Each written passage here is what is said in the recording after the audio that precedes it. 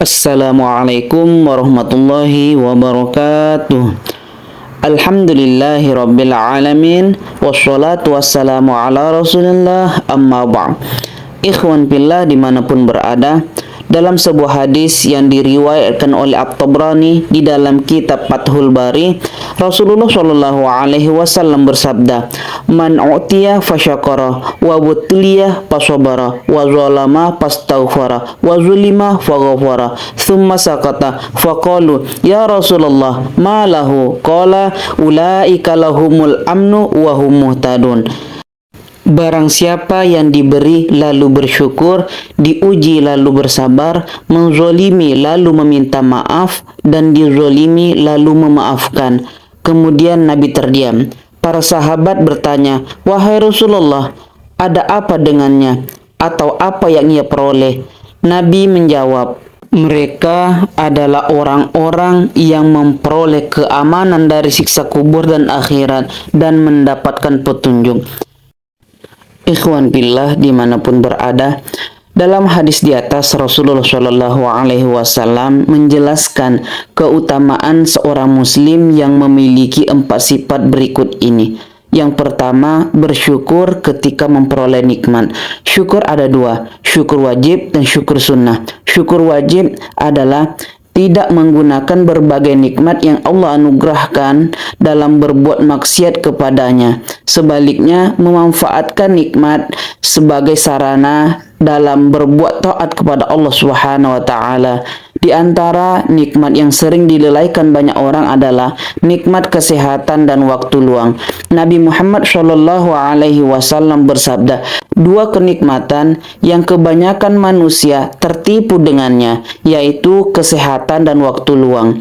Ibnu Hajar al-Asqalani dalam kitab Fathul Bari menjelaskan hadis di atas dengan mengatakan, barang siapa yang menggunakan waktu luang dan kesehatannya dalam berbuat taat kepada Allah, maka ia maghbun. Dan barang siapa yang menggunakan keduanya dalam berbuat maksiat kepada Allah, maka ia maghbun, tertipu. Jika seseorang tidak mengisi waktu luangnya dalam hal-hal yang bermanfaat, maka ia akan menyibukkannya dengan hal-hal yang tidak ada kebaikannya. Imam Syafi'i memberikan nasihat pada kita, "Idza lam tashgal nafsaka bil haqq syagaltaka bil batil." Jika engkau tidak menyibukkan dirimu dengan kebenaran, maka ia akan menyibukkanmu dengan kebatilan.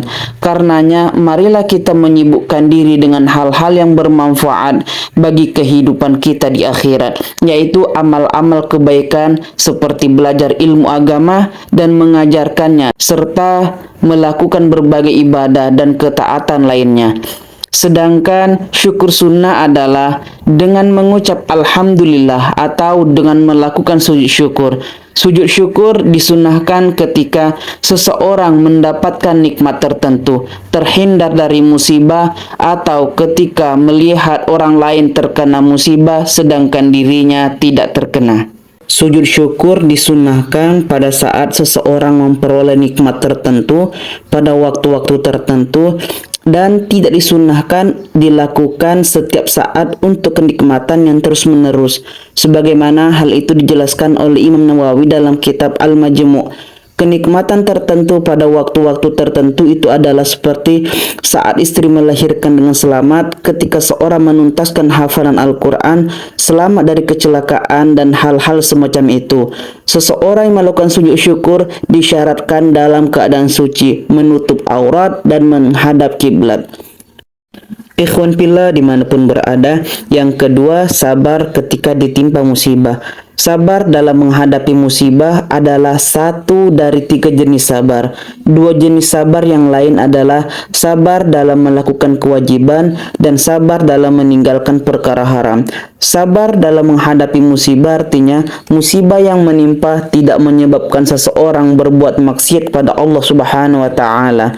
Ketika seorang muslim rajin dalam melakukan kebaikan lalu terkena musibah, maka musibah itu adalah ujian yang mengangkat derajatnya di akhirat.